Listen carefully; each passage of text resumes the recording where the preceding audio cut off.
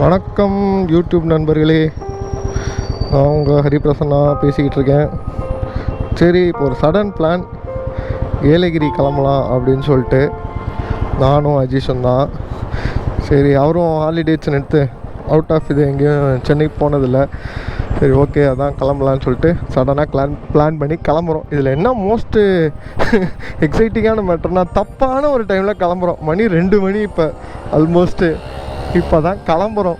சரி, அங்கே போய்ட்டு நைட் ஸ்டே பண்ணிட்டு வருவோம் அப்படின்ட்டு. நாளைக்கு தான் இப்போ எல்லாம் சுற்றி பார்க்கணும். Let's start. ஓகே, சரி, அஜீஷ் வந்திருப்பாப்புலன்னு நினைக்கிறேன். எங்கள் வீட்டிலேருந்து கிளம்பிட்டோம். இப்போ கரெக்டாக வலசராகத்துலேருந்து கிளம்புறோம். Arcot road signal. எங்கே ஹாலிடே நிற்கிது, இதோ அங்கே நிற்கிறாப்புல. எஸ், வந்துட்டாப்புல.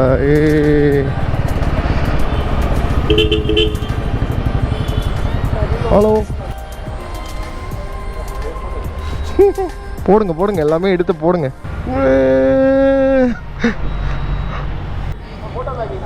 ஆ, புது எக்ஸாஸ்டா, screaming eagle. Right, okay, start பண்ணுவோம்.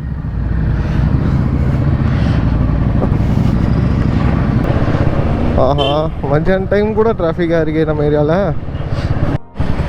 ஸோ இப்போ ட்ரிப் பிளான் வந்து ஏலகிரி, அப்படியே இப்போ வந்து வலசரவாக்கம், போரூர், பூந்தமல்லி, அப்படியே ஸ்ட்ரைட்டு ஸ்ரீபெரும்புத்தூர் ஸ்ட்ரைட்டு வேலூர், திருப்பத்தூர்லேருந்து மேப்பு பார்க்கணும். அது வரைக்கும் ரூட்டு தெரியும், அதுக்கப்புறமா சுத்தமாக தெரியாது. ஸோ இது என்னோடய ஃபஸ்ட் டைமு ஏலகிரி போகிறதெல்லாம். அஜீஷ் முன்னாடியே போயிருக்காப்புல. நான் இப்போ தான் ஃபஸ்ட் டைம் பார்க்க போகிறேன் ஏலகிரி. இப்போ மணி ஆல்மோஸ்ட்டு 2:30.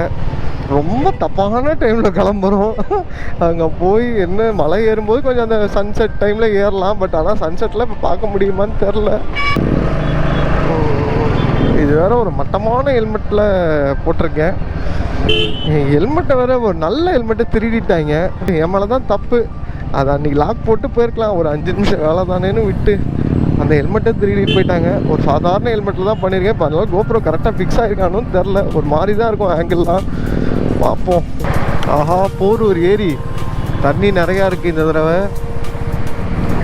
இந்த ட்ரிப் பிளான் எதுக்கு அப்படின்னா, ரொம்ப மைண்டு ஒரு மாதிரி ஒரு ஃப்ரீயாக இல்லை. சரி, ஓகே, எங்கேயாவது போவோம். இந்த வருஷம் வந்து எந்த ட்ரிப்புமே போகல. இந்த வருஷம் நிறையா பிளான் பண்ணியிருந்தோம். ஓகே, சரி, திடீர்னு சடன் பிளான் தான் இது. நேற்று நைட்டு 12 மணிக்கு தான் முடிவு பண்ணோம். பட் எல்லாருக்குமே அந்த ஒர்க்கு கொஞ்சம் இருக்குல்ல, பெண்டிங் ஒர்க்கெலாம் முடிச்சுட்டு சரி ஒரு 2 நாளைக்கு எங்கேயாவது காணாமல் போயிடலாம் இந்த ஊரை விட்டு அப்படின்னு தான் கிளம்புறோம். பட் சரி, எங்கே போகிறது என்னென்னு யோசிப்போம். டக்குன்னு சரி, ஏலகிரினா பக்கம், ஃபஸ்ட்டு நம்ம ஒரு ஷார்ட் ரைடாக அங்கே போயிட்டு வந்துடலாம் அப்படின்னு தான் இப்போ கிளம்பினோம். இன்றைக்கி எல்லாமே காலையில் தான் இதாச்சு, கன்ஃபார்ம் பண்ணி ஓகே கிளம்போன்ட்டு. சேஃப்டிக்கு 2 வண்டிக்குமே பாஸ் போட்டோம். ஏன்னா அங்கே போயிட்டு ஏதாவது அலோவ் பண்ணலான்ட்டாங்கன்னா எதுக்கு தேவையில்லாமல் பாஸ் இல்லாமல் ஜேர்னியை இது பண்ணிடக்கூடாது அப்படின்னு சொல்லிட்டு பாஸ் போட்டோம். இப்போ தான் போட்டு அவசரமாக போட்டு கிளம்புறோம். என்ன ஹைலைட்னா, எந்த பிளானும் பண்ணல, எதுவும் ஒரு ரூம் ஸ்டே எதுவும் புக் பண்ணல. நாங்கள் பாட்டுக்கு வண்டி எடுத்துகிட்டு கிளம்பிட்டோம். இப்போ அங்கே போய் சேர்ந்ததுக்கப்புறம் தான் தெரியும் என்னென்ன நடக்க போகுது, எவ்வளோ த்ரில்லிங்காக இருக்க போகுதுன்னு. ஏன்னா இந்த மாதிரி அன்பிளான்டாக கிளம்பவே மாட்டோம் நாங்கள். எந்த ட்ரிப்புமே ஏதாவது ஒரு ரூமை புக் பண்ணிட்டு தான் கிளம்புவோம். அன்பிளான்டு ஜர்னி சில சமயம் செம்மையாமையும் பார்த்துக்கலாம். இப்போ எப்படி இருந்தாலும் வீக் டே, இன்றைக்கி 23 டிசம்பர். ஸோ ஒன்றும் பெருசாலாம் இருக்காது, காலியாக தான் இருக்கும் ரூம்லாம். இப்போ தான் போர்டு பார்த்தோம், வேலூர் 118 கிலோமீட்டர்ஸ். நாமும் டிராஃபிக்காக தான் இருக்குது. என்னன்னு தெரியலையே, எல்லாம் ஊருக்கு போகிறாங்களா? நான் பாருங்க, என் வண்டியோட டாப் ஸ்பீடே அவ்வளோதான், 80 தான் போகும். அவன் செகண்ட் கியரில் போயிட்டுருக்கான்னு நினைக்கிறேன், எந்த 5th கியரில் போயிட்டுருக்கு. என்ன பந்து, இவனை வச்சு மேட்ச் பண்ணி அவ்வளோ தூரம் போகிறதாங்க ரொம்ப கஷ்டமான விஷயமா இருக்கும். திடீர்னு முறுக்கிட்டு போயிடுவாப்புல. இப்போ தான் எக்ஸாஸ்ட் வேறு மாற்றிருக்காப்புல, ஸ்க்ரீமிங் ஈகிள்ன்ற எக்ஸாஸ்ட் இப்போ தான் போட்டிருக்காப்புல ஹார்லி டேவிட்சனில். அது கிட்டத்தட்ட ஒரு 30,000 to 35,000 வரும்னு நினைக்கிறேன். பைபாஸை பிடிச்சாச்சு. அவர் பாட்டுக்கு போயிட்டே இருக்காப்புல, அவரை ஃபாலோ பண்ணிட்டு நம்மளும் போனோம். ஓகே, இதுதாங்க இந்த ரூட்டில் ஒரு பெரிய கடுப்பு. இந்த ரோடு தான் ரொம்ப வஸ்ட்டாக போட்டிருப்பாங்க. ரொம்ப கேர்ஃபுல்லாக ஓட்டணும். இங்கேருந்து காஞ்சிபுரம் வரைக்கும். அதுக்கப்புறமா கொஞ்சம் பரவாயில்ல. ராணிப்பேட்கம்மா ரோடே சூப்பராக இருக்கும். இந்த பைக் ரைட்லேயே ரொம்ப பிடிச்ச விஷயம் இது தாங்க. டோலுக்கு காசு கட்ட தேவையில்லை. இதே பெங்களூர்லாம் போனால் கொடுக்கணும் ஒரு சில டோலில். பட்டு நம்ம இன்டர் டிஸ்ட்ரிக்ட்லலாம் வந்துட்டு டோலுக்கு காசு கொடுக்க தெரியல. நம்ம பாட்டுக்கு பைக்கில் போயிட்டே இருக்கலாம். கார்லலாம் போகும்போது டோலுக்கு கொடுத்து பெட்ரோல் விலைக்கு ஈக்குவலாக வந்து டோல் வந்துடுங்க. அதுதாங்க ரொம்ப கஷ்டமான ஒரு இது. அந்த டோல் வாங்குற அளவுக்கு ரோடாவது ஒழுங்காக இருக்க, அதுவும் ஒழுங்காக இருக்காது. அப்பா அது ஒரு ப்ளசண்ட் அனுபவம். இந்த டோலை வந்து அவாய்ட் பண்ணி பைக்கில் போகிறது இதுதாங்க பைக் ரைடிலே ரொம்ப மோஸ்ட் ஹாப்பியஸ்ட்டு தருணம். டோல் அவாய்ட் பண்ணியாச்சு, டோலே கிடையாது. அதுதான் ஓகே. இதுக்கப்புறமா கொஞ்சம் ரோடு நல்லா ஃப்ரீயாக இருக்குது. நல்ல ஒரு ஸ்ட்ரெச்சு ஓட்டலாம் ரிலாக்ஸ்டாக. அதெல்லாம் அதான் தலைவர் முடுக்க ஆரம்பிச்சிட்டாப்ல ஸ்ட்ரெச்சை பார்த்தோன்னே. இப்போ இந்த எலக்ட்ராவோட ஐடியல் க்ரூசிங் ஸ்பீடு பார்த்தீங்கன்னா ஒரு 80 வரைக்கும் தான் கரெக்டாக இருக்குது. நமக்கும் விஷன்லாம் பார்த்து ஓட்டுறதுக்கு. அதுக்கு மேலெலாம் போனால் ரொம்ப கஷ்டமாக தான் இருக்குது. இந்த காஞ்சிபுரம் வரைக்குமே ரோடு தாங்க பேட்சி ரோட்ஸ். ஃபுல்லாக எல்லாம் பேட்ச் பண்ணி வச்சுருக்காங்களா, ரொம்ப கஷ்டமாக இருக்குது. பயங்கர இதாக இருக்குது. டம்மு டிம்மு டம்மு தான் இருக்குது ஃபுல்லாகவே. வேணாம் நம்ம வண்டி 80 தான். 80 போதும். 80 ஜாஸ்தி. இங்கே இருக்கிறதுக்குள்ளே வந்து பைபாஸ்லேயே லாரிக்காரங்க தாங்க பெஸ்ட்டு டிரைவர்ஸ். அவங்களுக்கு க்ளீனாக அந்த லைன் மெயின்டைன் பண்ணுவாங்க, கரெக்டாக ஓட்டுவாங்க. நம்ம வந்து அவங்கள தான் வந்து பயப்படுவோம். அவங்க கரெக்டாக தான் ஓட்டுவாங்க. நம்ம தான் கொஞ்சம் கேர்ஃபுல்லாக கரெக்டாக கவனித்து ஓட்டணும். என்னன்னா முக்காசி அவங்கள வந்து அந்த இண்டிகேட்டர் லைட்ஸ்லலாம் வந்து டஸ்ட் இருக்கிறதுனால தெரிய மாட்டேங்குது. அவங்க இது பண்ணுறதெல்லாம் சிக்னல் போடுறதெல்லாம். நைட்டுனா உங்களுக்கு ஓரளவுக்கு விசிபிலிட்டி இருக்கும், ஓரளவுக்கு இருக்கும். ஒரு சில பேர்லாம் க்ளீனே பண்ணாமல் வச்சுருப்பாங்க லாரி. அப்போ தான் ரொம்ப டேஞ்சர். அவங்க என்ன சிக்னல் போடுறாங்க என்ன ஏது ஒன்றுமே தெரியாது. மற்றபடி முக்கால்வாசிங்க 90% ஆஃப் லாரி டிரைவர்ஸ் கரெக்டாக ஓட்டுவாங்க. அதுவும் இந்த கண்டெய்னர் மாதிரிலாம் வச்சு ஓட்டுற லாரி டிரைவர்ஸ்லாம் பர்ஃபெக்டாக ஓட்டுவாங்க. இதோ இவெல்லாம் தான் டேஞ்சரு. இந்த மாதிரி லாரி டிரைவர் தான் வாங்க. ஒரு ரெட் கிளாத்து கூட இல்லை, ஒரு கம்பி வச்சு எடுத்துகிட்டு போகிறான். கிளாத் எதுக்கு வைக்கிறாங்க அந்த கம்பியிலலாம் கட்டின்னு பார்த்தீங்கன்னா அந்த ஒரு டிஸ்டன்ஸ் தெரியறதுக்கு தாங்க. ரெட்டுக்கு வந்து லாங்கஸ்ட்டு இது உண்டு, வேவ் லெங்க் உண்டு. கலர் வேவ் லெங்க்லேயே அந்த ரெட்டு தான் பளிச்சுன்னு தெரியும் தூரத்தில் இருந்து. ஸோ நைட்லாம் பார்த்தீங்கன்னா நீங்கள் பாஸ் பண்ணிங்கன்னா அந்த ரெட்டு மட்டும் தெரியும். ஓகே அங்கே ஏதோ கம்பி வச்சுருக்காங்க, இல்லை ஏதோ ஒன்று வண்டியை தாண்டி ஒரு ஆப்ஜெக்ட் வெளியில் இருக்குது அப்படிங்கிறதுக்காக தான் அந்த ரெட் கலர் கிளாத்தெல்லாம் கட்டுறது. இதுதான் மெயின் ரீசன். ஸோ விசிபிலிட்டி அதோட இது ஜாஸ்தி ரெட்டு. இதெல்லாம் சின்ன சின்ன விஷயந்தாங்க. இதெல்லாம் நம்ம கடைப்பிடிச்சாலே போதும்.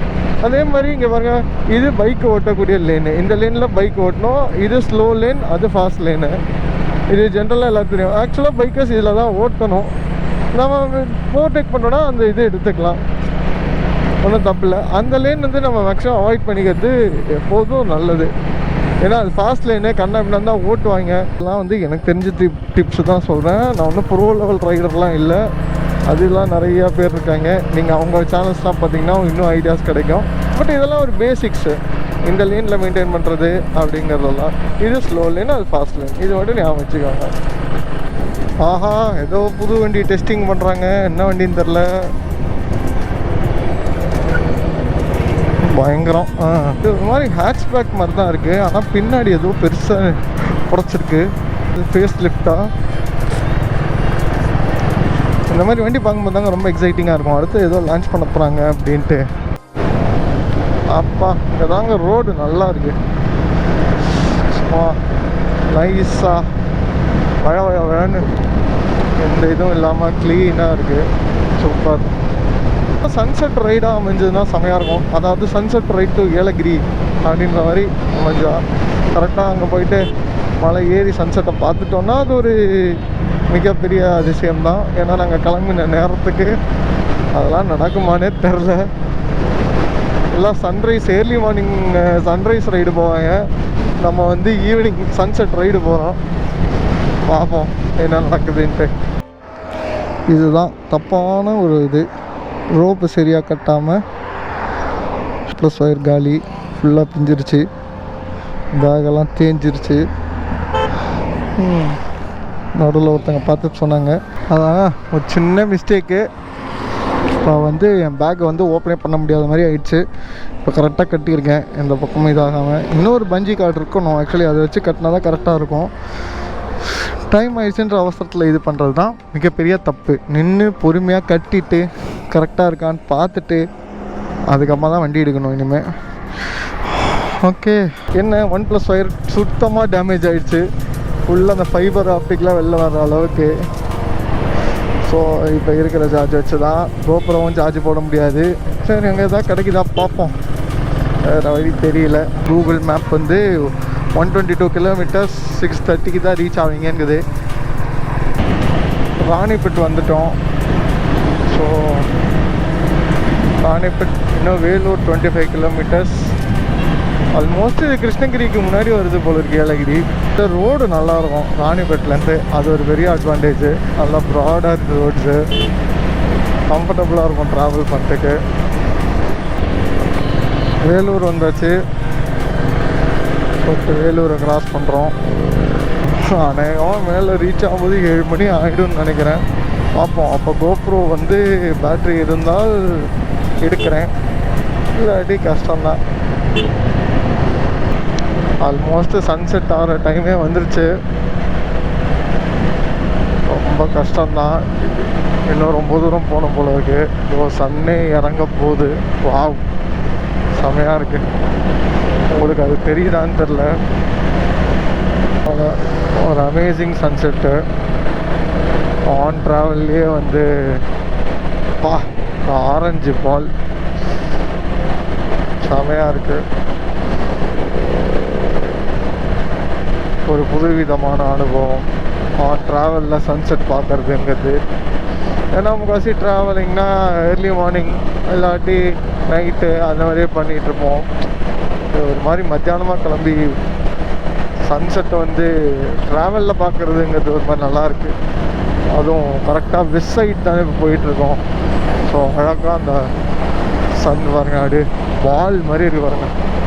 உங்களுக்கு தெரியுதான்னு தெரில, என்னால் அது ஃபீல் பண்ண முடியுது. ரொம்ப நல்லா இருக்கு, சூப்பருங்க.